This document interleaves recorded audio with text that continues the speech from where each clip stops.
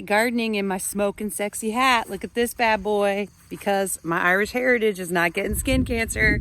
And you know too that I got on my 100 SPF. Anyway, okay, that's not really what I want to talk about today. What I want to talk about today is, good camera work. I want to talk about my tomatoes. So most people who garden start with tomatoes. I feel like that's the gateway drug to gardening. You start with some 2 or 3 tomatoes, and then the next year you're like, I need some raised beds. And then the next year you're like, I need to grow everything ever. So it goes from there. So big thing here, waving at the neighbors. I love my neighbors. Okay, so big thing here is that when you are raising tomatoes, there's a couple different ways that you can brace them, okay? You can just let them crawl all over the ground if you want. The problem with that is that they will... they're much more likely to get different diseases, okay? So they're much less likely to be healthy and give you, good camera work again. Oh, I'm killing it today. They're much less likely to give you the outcome you want, which is big, beautiful tomatoes, right? So I use cages sometimes. Sometimes I brace them against the fence like a stiff grate. I'll show you that. I have before done a technique called Florida weave. I'm not doing that this year, so I can't show you an example of it, but I know you smarty pants can get on Google and figure out what the hell Florida weave is. It's nothing complex. It's a good technique. I like it fine. But cages, I just always end up back in my old school heritage of caging tomatoes, which is what I grew up with my dad doing. So let's take a look. Here's an example of one of my heirlooms that I started from seed myself.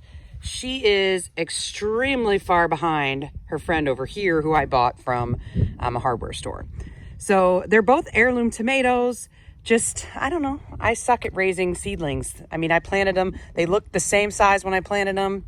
I don't know. That's a different story. But let's take a look at the cages. So these two have the same size cages on them. You just can't see it on this crazy beast because she has outgrown her cage. So if you look in there, you can see the cage right there, right? So she is in that cage. She's trucking along through there. This little girl gives you an example of what the cage looks like. So I do these thicker wire ones, and then I could try to get ones that are taller. I also tie them to this garden fence behind them. You could also put a stake in the ground and tie them to that. I have never had a cage that lasted all season without falling down if I didn't stake it in some way, if I didn't give it some extra support beside the cage. Look how heavy that beast is.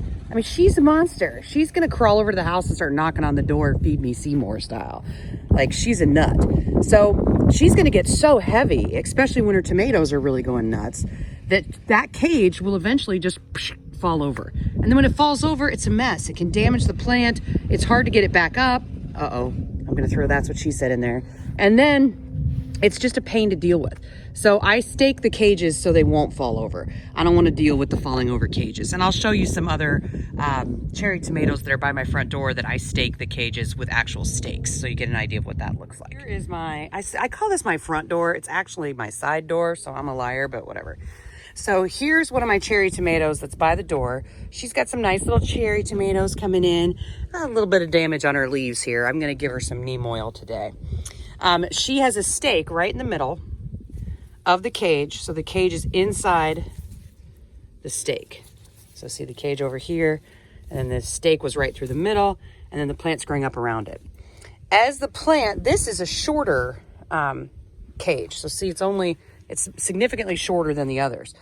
She's already outgrown her cage in height. So then I just take a piece of string and wrap it around her and tie it to her stake. Now, I got lazy with this, and I'm being punished, and so I will fix it today. See how that piece of string, it's garden twine, see what it's doing to her stems? It's rubbing them.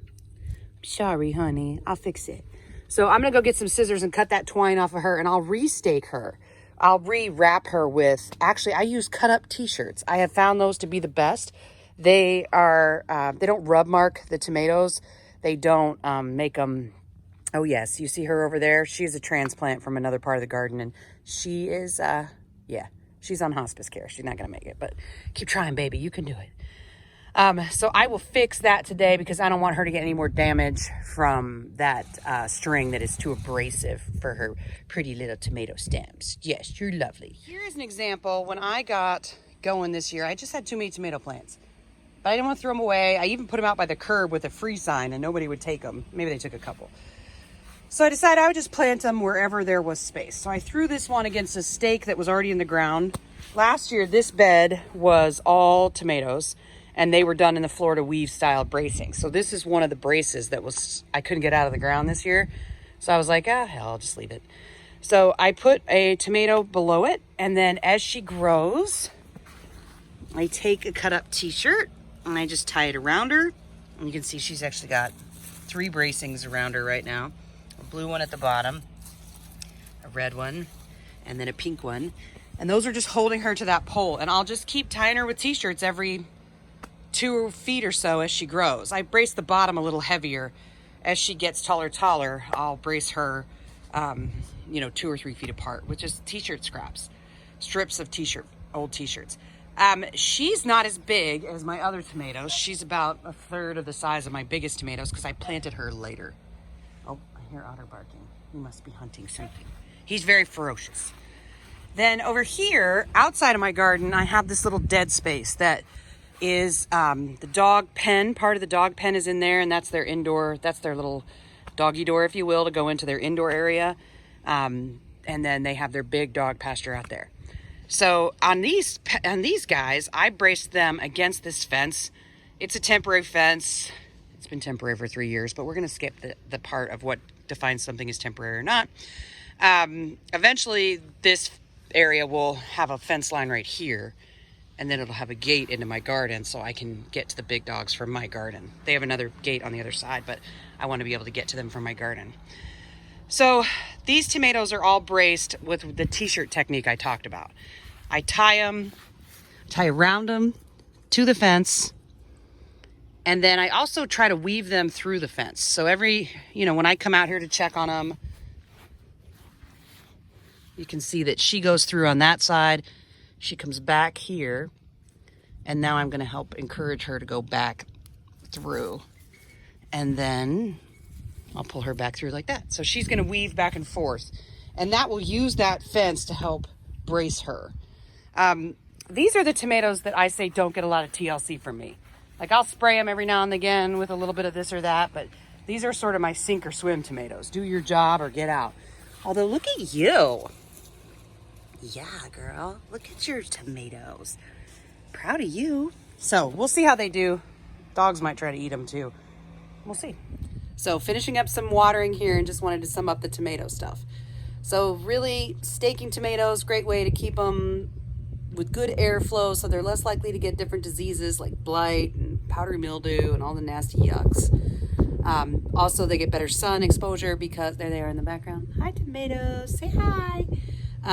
They get more likely to get good sun exposure. See how the sun can really shine on all sides of them because they're spaced 3 feet apart and off the ground.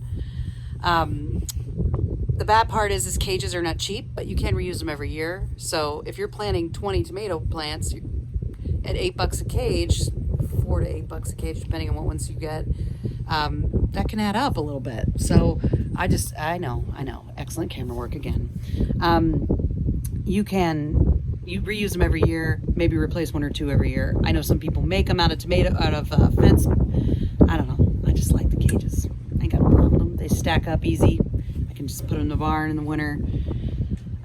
You can do Florida weave, which is a technique that's okay. Up to you. Look it up on Google. And then also you can just let them scroll all over the ground. You're still probably going to get tomatoes because they grow like insanity. All right, so that's what's going on in Indiana Gardens today as far as our lovely tomatoes. And I can't wait to eat them. Bye.